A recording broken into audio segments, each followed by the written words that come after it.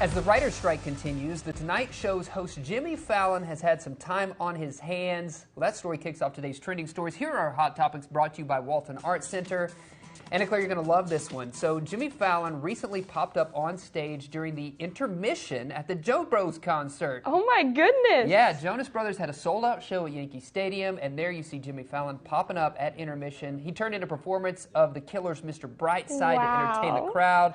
And Fallon posted a clip of it to his X account, which is Twitter, used to be Twitter, formerly known as Twitter. Okay, yes, I saw that change on my phone. I was a little bit confused. Yeah, now it's called X. He said the moment became the world's biggest karaoke party, and it was also, he wrote, a night he'd never forget. So Fallon teased that a collaboration between him and the trio is coming up this holiday season. No way. Right? I'm excited for that one. I know. I love the Jonas Brothers. I've got their song Waffle House stuck in my head all the time. Oh, for sure. And I can't imagine what this is going to be like. Well, Japanese players sweep the 3 divisions in the video game competition at the Pokemon World Championships. You got to catch them all. At least that's what I've heard. I don't know a lot about Pokemon, but this is exciting. The Pokemon World Championships were held for the first time in Japan, so that's really exciting. And that happened this week. Participants competed in categories such as video and trading card games in the annual event. This year, Japanese players swept all 3 divisions in the video game contest. Over 1,000 players from more than 50 countries and regions took part in the competition, so it was a huge competition. Japan sweeping them all, so that's exciting.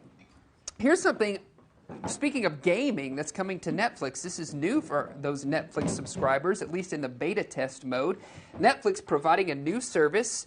The company is testing out cloud stream games in select markets. Only some users will be able to take part in the beta test. Netflix has made games for mobile devices in the past, but the 2 new titles, Oxenfree and Molehew's Mining Adventure, are the first to be streamed on a PC and Mac and TVs.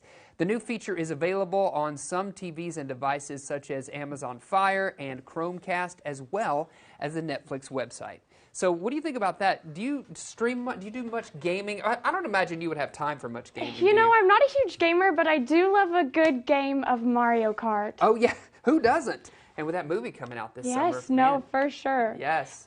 Well, speaking of this summer, this July was the hottest one in the Earth's recorded history. That's according to new data from NASA and the National Oceanic and Atmospheric Administration. The data shows that last month smashed Earth's previous July record by more than 1/3 of a degree Fahrenheit. Wow. Yeah. The study found that July's average temperature was more than 2 degrees above the 20th century average. The new milestone follows what was the hottest June in recorded history. Scientists say the new July records were driven by long-term human-caused global warming, but were also amplified by naturally occurring climate patterns called El Nino.